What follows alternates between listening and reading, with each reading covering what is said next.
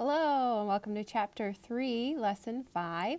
Today we're going to be talking about multiplication properties and division rules. Okay, just like with addition, there were addition properties and subtraction rules. Kind of the same thing goes for multiplication and division because they are multiplications related to addition, divisions related to subtraction. So, just to go over these real quick, we've got the commutative property of multiplication, which says we can flip-flop the factors. Now, commutative property of addition said we could flip-flop the addends, and now commutative property of multiplication says flip-flop the factors. Hopefully that will be real easy for us to remember. Then we've got the identity property of multiplication, and that's when any number is multiplied by 1, the product is itself, its identity. And then the zero property, these all sound very familiar. I hope they're sounding familiar to you too. The zero property of multiplication says anything multiplied by 0 is 0. And then we've got our division rules that says when you divide any non-zero number, when you divide 0 by any non-zero number, the quotient is 0. It is not possible to divide a number by 0. That is impossible because you can't divide it into nothing, right? Like if we take 0 and divide it into 4 groups, there's groups there. But when we try to do 0 divided into nothing, 5 divided into nothing, we've got no groups. You just can't do it. Impossible. Then there's the ones division rule, where if we take a number, divide it by 1, it is itself. So that's kind of like an identity thing too. Or when you divide any number by itself, it is 1. So those are our division rules. Let's get started. All right, here we have example 1. The table shows Jenny's and Cliff's chores. Jenny earns $3 for each chore and Cliff earns $2 for each chore. Well, I hope they're not in the same family. That's not very fair.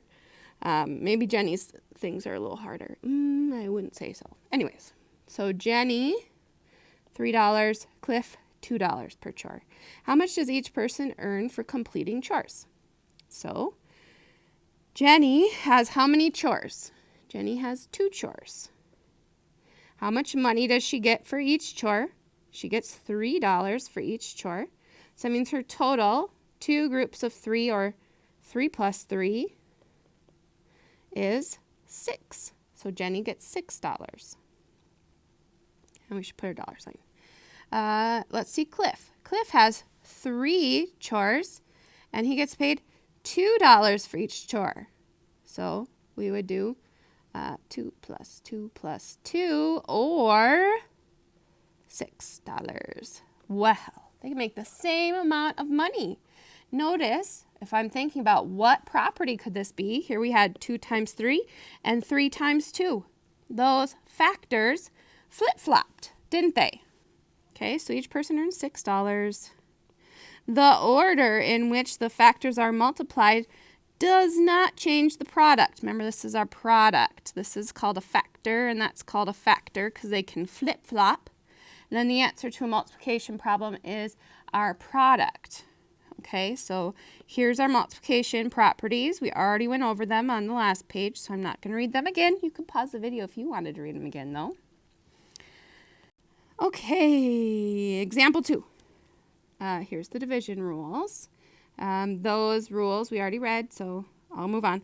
Example 2. There are 9 party favors and 9 guests. How many party favors will each guest get?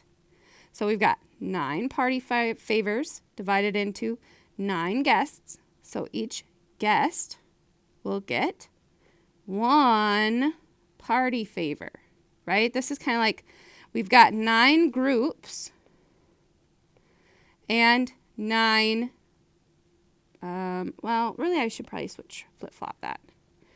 We've got 9 favors, and I'm going to divide them among 9 people, right? So how many is each person going to get? They're each going to get 1 because I've got 9 and there are 9. A non-zero number divided by the same number is 1. So each guest will get 1 party favor. Explain why the identity property of multiplication uses 1 while the identity property of addition uses 0. Well, that's because if I took like 9 divided by 1 equals itself, 9. But if I ever did 9 divided by 0, that's impossible. I can't divide something into 0 groups, right? So, impossible. So that's why we can't use a 0 for the identity, but we use a 1 because, look at 9 divided by 1 is itself 9. So how I like to think of division is 9 divided into one group. So I've got 9 apples. I'm going to divide them amongst one person. Well, that person's going to get all 9 apples, right?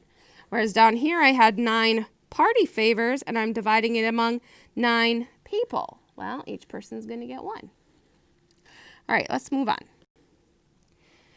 Identify the property or rule shown by each equation. 9 divided by 1 is 9.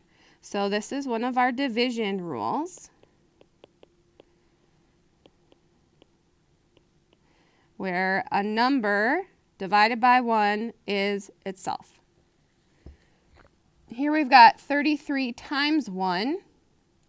So this would be the identity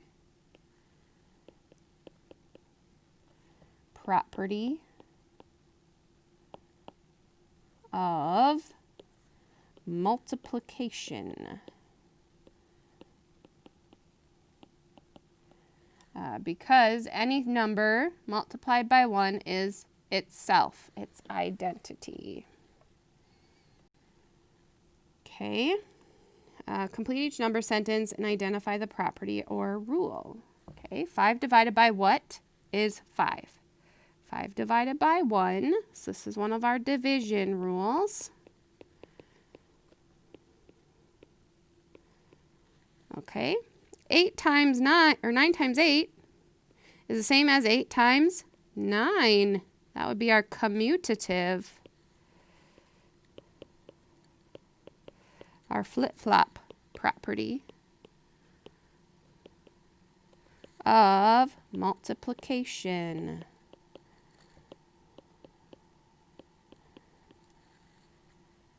Okay, what divided by 12 is 0? I would say 0 divided by 12 is 0. So this is one of our division rules.